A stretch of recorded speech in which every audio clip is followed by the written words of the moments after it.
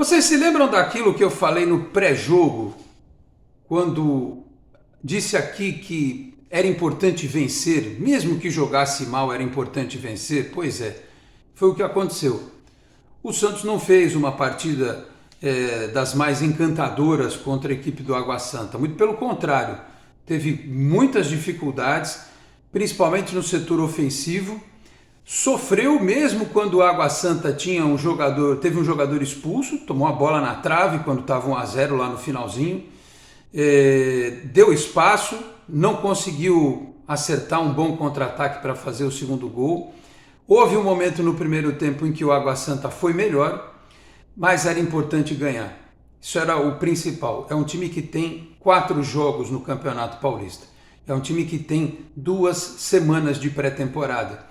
É um time que praticamente desde que estreou, teve pouquíssimo tempo, aliás, como todo mundo, mas com a diferença que o Santos não pode se dar o luxo de colocar um time todo reserva, como o Palmeiras fez, né, ou praticamente todo reserva para vencer, inclusive, o Red Bull Bragantino lá em Bragança. O Carille até fez isso, até já movimentou o elenco por necessidade, exatamente relacionada à questão física. Então, é humanamente impossível a gente dizer que em algum momento esse time não fosse ter uma partida como essa, como do Água Santa, até mesmo no começo da competição. Mas o importante foi, como eu disse, durante o pré-jogo e repito agora no começo deste conteúdo, que era vencer a partida, era fundamental vencer, da forma como foi, não importava. Escanteio, gol de cabeça de zagueiro, o que importava era chegar na pontuação, até porque este é um campeonato em que nós jogamos e secamos os outros 3 times do grupo. Os outros 3 times do grupo, um deles jogou nessa rodada, na véspera, inclusive, um pouquinho antes, né, da partida do Santos, que foi a Portuguesa de Desportos, que perdeu em casa para a Ponte Preta por 2-0, a Ponte que a gente tinha vencido. Então o Santos abriu 9 pontos como líder do grupo e a Portuguesa parou com 3. Se nesta quinta-feira o Ituano venceu, o Ituano vai a 6 e o Santo André vai a 5. Então o Santos vai seguir líder do seu grupo, independentemente de qualquer coisa que aconteça na rodada, né? Dependendo só dele. E ele pode continuar nessa condição se vencer o Guarani no fim de semana. Claro que alguns pontos chamam a atenção e a gente já precisa começar a ficar atento. Parece que o torcedor já sacou que ou esses jogadores que o Santos trouxe para jogar na ponta precisam de mais tempo também, precisam de mais adaptação, ou certamente vai ser uma posição em que o clube vai precisar procurar alguém. Ou dar uma chance para quem está esperando uma chance, como esse Marcelinho, que entrou alguns minutos pela primeira vez, e o próprio Patati, que aparentemente estará lá na excursão no Catar.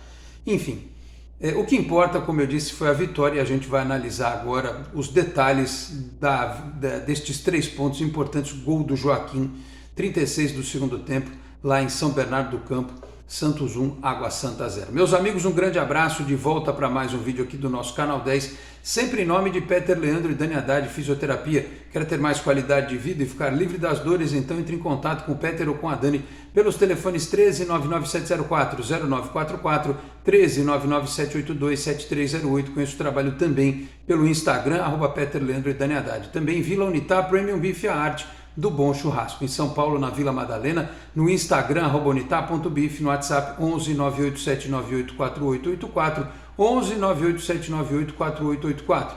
Se você estiver nas redondezas da Vila Madalena, pode retirar lá em loco com o meu amigo Marcão, ou solicitar a comodidade do delivery que entrega na sua casa. E dizendo que viu aqui no Canal 10, tem 15% de desconto na primeira compra em Vila Unitar Premium Beef, a arte do bom churrasco. Aproveito e peço para você que chega agora aqui ao canal para que se inscreva, ative as notificações, deixe o like, que também ajuda muito o nosso trabalho. Se quiser, torne-se membro do canal. Podendo também compartilhar os links dos nossos vídeos na sua rede social, no seu grupo do WhatsApp. Ajude o Canal 10 a continuar crescendo. Bom, a vitória do Santos ela foi construída no finalzinho da partida, no momento em que aparentemente encaminhava-se o 0-0, mas é aquilo, no momento em que o time está em processo de amadurecimento, de formação, da liga, você tem que usar os artifícios que estão à sua disposição. E todo time faz isso. Eu citei agora há pouco o Palmeiras contra o Red Bull Bragantino, ganhou no final do jogo por 1-0, um gol de cruzamento e o Flaco Lopes fez de cabeça. O time do Abel faz isso toda hora, bola aérea, bola parada, e o Carille está implementando isso no Santos também. Mais um gol de escanteio, mais uma bola do Felipe Jonathan, porque teve o gol contra a Ponte Preta do Juliano, né? E teve esse gol agora do Joaquim. Fora isso, se a gente for pegar a estatística do jogo, né, o Água Santa até teve no fim da partida mais posse de bola. Deixa eu atualizar aqui para ver se isso aqui não está errado. Dá um popular F5 aqui, né, para ver direitinho. Não, terminou com 58% de posse e no número de finalizações foram 12 para cada lado. Só que o Santos acertou 3 na meta e o Água Santa só uma vez, né? Então, assim, foi um jogo equilibrado, né? Mas acho que mais pelo fim da partida, apesar do Santos ter, o Água Santa tem um jogador a menos, porque teve lá o cidadão que foi expulso, foi um jogo muito equilibrado e que foi vencido no detalhe, né? Se tivesse até o fim 11-11, imagina, aquela bola do Jael que pegou na trave podia ter entrado. O Santos, a gente podia estar falando agora aqui da primeira derrota, primeira não, né? De mais uma derrota do Santos no campeonato, uma segunda derrota do Santos no campeonato. Mas não, estamos falando de uma terceira vitória. Poderíamos até estar falando também de um empate. Seria ruim, diante da circunstância, da partida que o Santos fez? Muitos diriam que não, porque somaria um ponto fora de casa. Mas se você olhar para o todo do campeonato, para a questão de número de vitórias, para a questão de campanha geral, né? Porque eu olho a tabela aqui, ó, com os jogos desta quarta-feira, claro que tem 3 partidas nesta quinta, mas o Santos tem 9 pontos, o Palmeiras tem 10 e o São Paulo tem 10. Então tem 2 times só com melhor pontuação do que o Santos na tabela do campeonato. O Bragantino, que para muitos é a quarta força, né, tá lá com 4 pontos, o Corinthians está com 3. Então o Santos tem uma campanha muito superior aos times do grupo C nesse momento. E vai ficar de olho, obviamente, nesta quinta em Botafogo e Santo André, 7 da noite esse jogo. Botafogo que a gente venceu e que já deu uma recuperada no campeonato, deu uma subida, né? Já está com 4 pontos. A Inter de Limeira com o São Bernardo não nos apetece. E o Ituano, que é o time do nosso grupo, contra o Novo Horizontino fora de casa. O Novo Horizontino tem 3 pontos, o Ituano também tem 3. São 2 times com 3 pontos. Então, assim, Ituano e Santo André jogam fora, né? Então, a chance de terminar essa rodada com o Santos aí com 9, 2 times com 3 e um com 2 é muito grande. Aí iríamos para a quinta rodada, que vai ser aquela em que o Santos pegará o Guarani em casa. Aí quem pega o Botafogo é o Ituano. A Portuguesa vai pegar o Palmeiras em casa, né? E teremos outro time do grupo, o Santo André, contra o Bragantino. Ou seja, também não é fácil a vida dos times do nosso grupo aí. Então, eu estou olhando para o todo, 4 jogos, são 12 na primeira fase. Se o Santos ganha do Guarani, vai a 12 pontos, na quinta partida, né, vai fazer a sexta contra o Mirassol, é isso? Não, a sexta partida é o Corinthians, dia 7. É isso aí, um clássico, né? Aí você praticamente encaminha a classificação. 2 jogos em casa, se fizer 6 pontos, chegar a 15, praticamente encaminha a classificação para a sequência do campeonato. Por isso essa vitória teve esse peso fundamental. O Joaquim, que quase tinha feito um gol de cabeça no primeiro tempo. Aliás, se ele não tivesse subido, talvez o Furt tivesse marcado. O Furt que foi muito mal no jogo, né? Uma atuação muito abaixo do que se espera dele, porque não foi um jogo que ele ficou isolado, ele chegou a ser acionado algumas vezes, aquele chute cruzado, né, que ele pegou muito fraco, um outro chute que ele estava dentro da área, que ele isolou, aquela bola que bateu na mão dele, ele colocou para dentro e tal. Foi uma noite infeliz. Não é o normal do Julio Furt fazer uma partida como esta que ele fez contra o Água Santa. Em relação ao restante da equipe, olhando aqui o time que jogou, o João Paulo, quando foi exigido de forma tranquila, não comprometeu, teve um chute do Mezenga de fora da área que ele espalmou. Gostei da atuação do Rainer, acho que se o Carille quiser, ele pode até inventar o Rainer de ponta, se os nossos pontas continuarem não funcionando. Olha, Aderlan de lateral e Rainer de ponta, porque foi o jogador dessas primeiras rodadas do Santos que mais driblou. Se vocês forem parar para analisar a quantidade de dribles que esse Rainer deu e as arrancadas que ele deu, principalmente no primeiro tempo, nenhum dos pontas do Santos fez até agora. Então não é nada difícil ele ir para uma linha mais à frente aí, não sei não, viu? Joaquim e Gil trazem uma segurança muito grande a despeito daquela falta que o Joaquim fez do lado da grande área, que um passinho a mais era pênalti, depois aquela bola que ele divide no final, Joaquim cheio de fortes emoções, né? O Gil muito tranquilo, o Felipe Jonathan mais um escanteio que ele bateu na cabeça do jogador que fez o gol e também uma partida muito boa do Felipe Jonathan. O João Schmidt é chover no molhado, né? O cara tomou conta ali de um jeito que eu tô ficando preocupado o dia que ele não puder jogar, né? E sei lá, como o Santos tem o clássico contra o Corinthians, eu não sei não se contra o Guarani ele vai pro jogo, viu? Enfim, o Pituca fazendo aquele papel dele, ainda, se a gente for comparar, o João Schmidt está jogando muito mais que o Pituca, né? O Pituca corre, se empenha e tal, mas ainda não me parece do nível que a gente esperava, né? Acho que ele vai melhorar ainda. Aí entrou o Tomás Incon no final para dar uma trancada ali. O Casares, que teve a oportunidade de jogar na posição dele, mas que deu um ou outro bom passe. Muito pouco. Participativamente falando, muito abaixo. Precisava ter participado mais do jogo. Dava a sensação que o Santos estava com um a menos com o Casares em campo. Então, eu não sei se esse é um jogador que talvez seja só uma opção realmente para segundo tempo. Porém, com o Juliano, que é um veterano machucado, por isso até que o Nonato entrou, né? Para poder dar vida naquele meio de campo, porque o Santos que assim, tem quase que um truque de ilusionismo. Com o Pituca e com o Schmidt, parece que o meio de campo do Santos está multiplicado. Parece que os dois parece que são 4, mas não são, né? Porque eles estão em todo lugar. E aí o outro cara que tinha que completar essa peça, se ele não aparece, né? Dá problema na frente, na defesa não dá, mas na frente dá. O Juliano estava resolvendo por causa disso, porque tinha os dois ali atrás dando sustentação e o Casares não está aproveitando isso, ou até agora não aproveitou. Então, assim, não sei se ele vai melhorar também, temos que dar o desconto porque são só 4 partidas, segundo jogo dele como titular, né? Mas achei muito pouca a produção dele. O Otero até achei que fez algumas boas jogadas, aquela arrancada que ele deu no segundo tempo, mas aí tomou cartão amarelo, já está pendurado com 2, né? O Carille resolveu tirar e estreou o Marcelinho, né? Que até agora não tinha entrado, correu bastante, que é o que se espera dele, tentou dar um cruzamento lá uma hora, mas difícil fazer uma análise mais aprofundada do Marcelinho. O Furt foi mal, o Bigode entrou tentando se movimentar ali e o Guilherme também foi mal. Guilherme foi mal, ele não teve um lance ofensivo, por isso até que o Santos teve mais dificuldade, porque os 2 volantes, os 2 zagueiros e os 2 laterais deram uma segurança para o time muito grande, né? A linha de frente é que destoou, absolutamente, a linha de frente toda destoou, e por isso que ganhamos por 1-0 o gol do lateral esquerdo cobrando a bola na cabeça do zagueiro, do quarto zagueiro, né?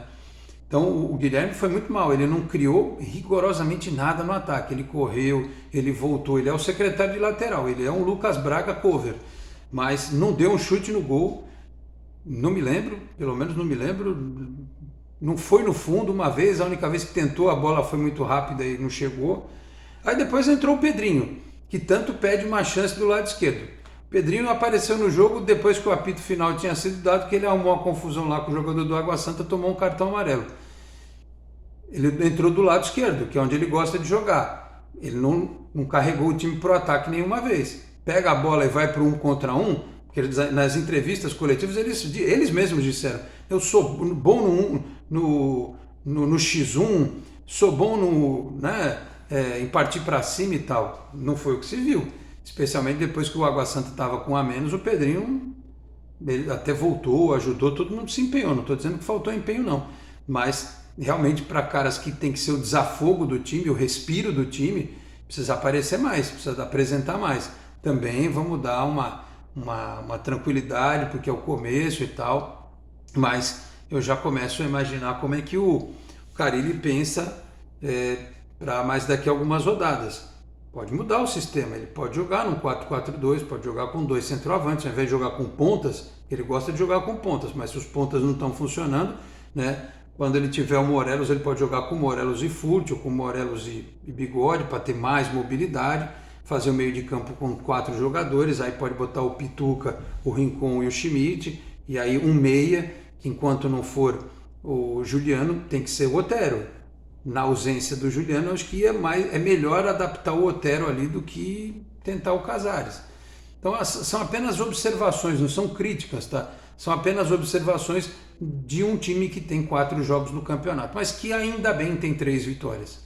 E um jogo que foi derrotado pelo Palmeiras, mas que competiu. Ou seja, o nosso copo hoje é muito mais, vou usar o termo correto, é meio cheio, não é meio vazio, é meio cheio. A visão tem que ser do copo meio cheio. Tem mais pontos positivos a se destacar do que pontos negativos. Descansou o Aderlan, não precisou entrar, o Rainer deu conta do recado, né? O Felipe Jonathan já tinha descansado na partida contra o Palmeiras, enfim. Não sei se daqui a pouco talvez tenha que tirar o Gil, que é mais veterano.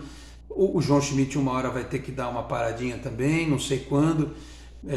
O Carille já citou que até a 9ª rodada é tudo quarta e domingo. Então nós temos ainda, dentro dessa jornada, mais 5 rodadas. São 2 semanas e meia nessa pegada, aí depois vai dar um espaçamento que você vai poder recuperar alguns jogadores. Mas de toda forma, assim, estou contente com o resultado. Óbvio que o desempenho do time não foi um negócio de encher os olhos e tal, ninguém ficou maravilhado com a apresentação do Santos, mas repito, foi ótimo o resultado.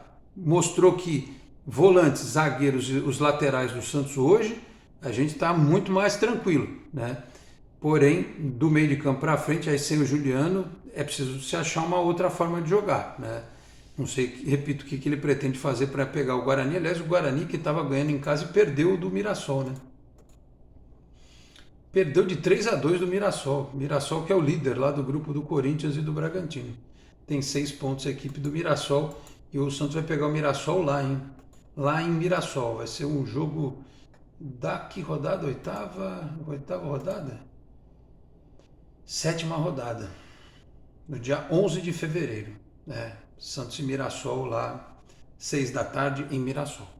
Então, é um bom começo, é um ótimo começo, com uma perspectiva excelente de classificação, com um time que está ajeitado, que tem um controle do jogo que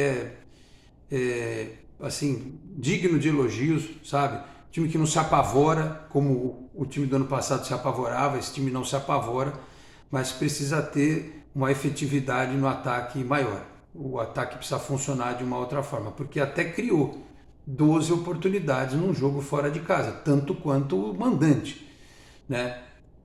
Mas converteu um gol, uma cabeçada, e as finalizações corretas foram poucas. Esse time precisa criar mais volume, mas, por exemplo, já está melhor do que foi contra o Botafogo na estreia, né? Primeiro tempo o time estava muito para trás e tal. O time aos poucos vai se soltando, marcando saída de bola, marcando pressão, né?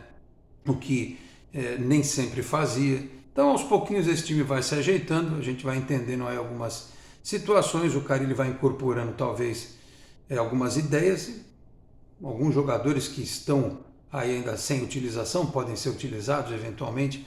Enfim, a gente está tranquilo, isso é que é o principal. O torcedor do Santos começa o ano com uma sensação, com um sentimento de que as coisas vão dar certo. E ainda bem que ganhou do Água Santa, porque quando você ganha jogando bem, é quase que algo natural. Quando você ganha jogando mal, é importante também, porque esse time entende que tem que ganhar mesmo quando não está tão inspirado, quando não está tão feliz na criatividade, na parte de finalização. Ganhou, é competitividade isso, e o Santos está mostrando neste início de Campeonato Paulista. Tá bom, meus caros? Era isso, portanto, nossa análise aqui da vitória lá em São Bernardo, com boa participação do torcedor do Santos, fez sua festa, fez o seu espetáculo. Aliás, só para falar sobre torcida, porque eu fiz um shorts aqui no canal, né, falando sobre a punição que o Santos tomou para o início da Série B de 6 jogos nesta quarta-feira, Eu até dizia nesses shorts que eu gravei de 1 minutinho aqui no canal que ficou de bom tamanho, porque era para o Santos, como reincidente, ter tomado mais. Talvez 10 jogos com certeza pudesse ter tomado, mas tomou 6, e como o início da Série B está longe e cabe recurso, capaz do Santos conseguir talvez transformar essa pena não em menos jogos, mas, por exemplo, em metade desses jogos, 3 jogos no interior de São Paulo. Poderia, como aconteceu lá em 2002, né? Um jogo em Mojimirim, um jogo em Presidente Prudente, um jogo em São José do Rio Preto, como aconteceu naquela oportunidade, né? A torcida desta cidade seria favorecida, ou eventualmente um desses jogos faz 2 fora e faz um jogo só com mulheres e crianças, também pode acontecer. O Santos tem que apresentar alternativas, inclusive o presidente Marcelo Teixeira participou online do julgamento e falou que a partir de maio vai implementar a biometria, né? A identificação facial, né? Então, importante. O Santos lá na frente talvez consiga diminuir essa pena, mas o principal é o torcedor ter um comportamento. Ah, mas o time agora está ajudando, mas tem que ser assim sempre, porque vai ter um prejuízo, né? O Santos na Série B vai precisar muito da torcida, como precisou sempre. Infelizmente tomou essa punição, mas era esperado diante do que aconteceu naquele pós-jogo com o Fortaleza. Tá bom, meus caros? Era isso. Então, falei aqui também em nome de Cicobi Unimaes Metropolitana, sede em Santos, na rua Doutor Carvalho de Mendonça, 187, na Vila Matias. Telefone é o 13-3229-8855. Tem Cicobi também em São Vicente, Guarujá, Praia Grande, Cubatão, Peruíbe, Mongaguá, além das agências na capital paulista, Grande São Paulo, ABC e importantes municípios de Santa Catarina e do Rio de Janeiro, com a incorporação do Cicobi Santa. Também a Exatec Informática, na Senador Feijó 686, sala 1820, no Blue Office. O site é o exatecinformatica.com.br, telefone 13 30 20 18 77. Conheça mais da Exatec também nas redes sociais. Eu vou ficando por aqui. Muito obrigado a todos pela audiência, um grande abraço e até a próxima. Tchau, pessoal.